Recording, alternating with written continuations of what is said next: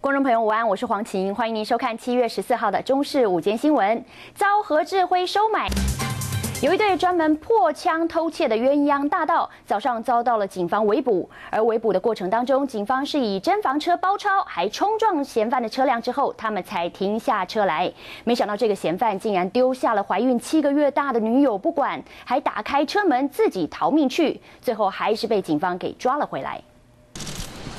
司法界的大丑闻，连法官也贪污，应该要罪加一等。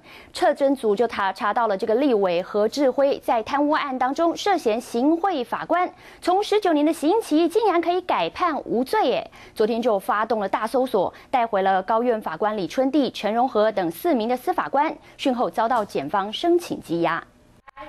而调查人员在搜证的过程当中，还查到了惊人的案外案，发现有2名已婚法官竟然是大搞婚外情。他们是利用午休的时间，带女朋友到办公室附近的商务旅馆开房间搞外遇，看的调查人员也只能够直摇头。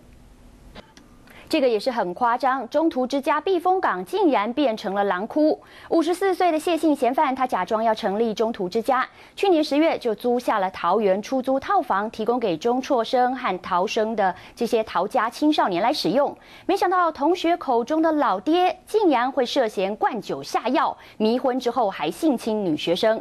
警方侦讯之后，将谢姓嫌犯给送办。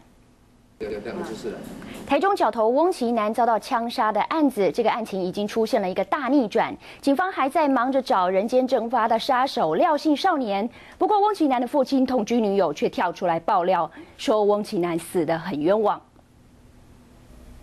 玩电脑挂在网上可不要太入迷，玩到了废寝忘食。在嘉义就有一名31岁的陈姓男子，他打电脑打到了忘记吃饭，就昏倒在电脑前面，送医不治。 台北市警方破获了一起游艺场非法经营赌博性电玩的案件。这起游艺场是隐身在西门町的狮子林大楼，虽然去年曾经被警方给查缉过，不过这个业者还是继续的经营。警方获报之后，再前往临检，就当场逮捕了负责人和8名赌客。 前总统李登辉的孙女李坤仪，为了要帮外公张文荡讨回公道而控告兆丰银行。这个原因是他的外公投资了外币跟黄金选择权，惨赔了5000多万。公讨回。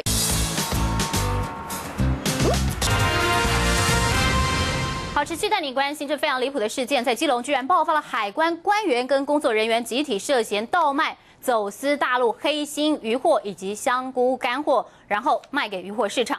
像这些海产店以及南北货的市场呢，这些没有经过检验的走私产品，如果大家吃下肚，恐怕会危害大家的健康。而目前呢，已经抓到了3个人，而案情很可能会像滚雪球一样越滚越大。上亿元。